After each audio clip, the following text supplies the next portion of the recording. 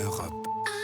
Europe 1. Noël s'en mêle, Mathieu. S'il vous plaît, Axel. Vous avez bouffeur de micro, longtemps celui-là. été partisan de la cause féministe, mais Oui. dernièrement, Oui. en écoutant Alain Finkielkraut, vous êtes revenu à la raison. Mais oui, Patrick, toujours écouté Alain Finkielkraut. Longtemps, j'ai été de ces bobos bien pensants qui partagent les tâches ménagères, qui regardent les maternelles, lisent Cosette et qui peuvent, sans blêmir, prononcer des phrases comme « Chérie, tu veux que je te lave ta Moon Cup ?» Bien sûr. Ouais, mais pas vous, Julie.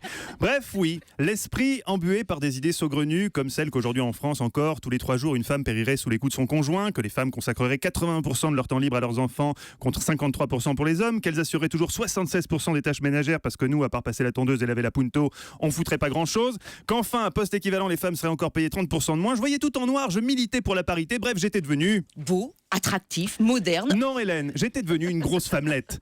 Et c'est la pensée d'Alain Finkielkraut qui m'a ouvert les yeux. À l'occasion des Journées du patrimoine, je conseille d'ailleurs à tout le monde de plonger dans la pensée d'Alain Finkielkraut, qui est grosso modo à la philosophie ce que Danny Briand est au jazz.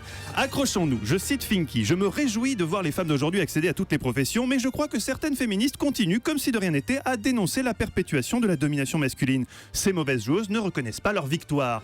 Ah, mais ça c'est les gonzesses, Patrick. Vous leur tendez la main, elles vous bouffent le bras. Non mais oh, le droit de vote, l'IVG, la pilule, qu'est-ce qu'il leur faut encore? La pilule masculine? Oh là là là là. Oh là, insatiable chieuse. Non, selon une étude prévisionnelle du Forum économique mondial, vous aurez l'égalité salariale en 2186. Ça va arriver vite. Bah oui. Non, à Europe 1, on est évidemment très choqués par le déni de réalité d'Alain Finkielkraut, qu'on ne peut pas, hélas, entièrement imputer à la démence sénile, même si, comme le dit élégamment Laurent Cabrol à son âge... Les fruits tombent sans qu'on les cueille. Non. À Europe, on est très à cheval sur la parité et l'égalité des temps de parole homme-femme. C'est pourquoi ce matin, Patrick Cohen a décidé de faire un geste fort. Oui. Pour la première fois en 15 émissions, Patrick va recevoir une femme à 8h15. Wouhou! On s'applaudit. Europe 1, radio fémène. Donc les filles, on récapitule. Je sais que la GEP n'est pas votre fort, vous préférez les arts plastiques. Mais un 15e, c'est un bon ratio qui mesure bien le peu de chemin qu'il reste à parcourir pour arriver à la parité. Alors les greluches, on baisse d'un ton. On n'oublie pas qu'il y a quand même des problèmes plus urgents que l'égalité homme-femme. Entre les néo-nazis et le Ku Klux Klan. Par exemple, bien vu Vincent Hervouette.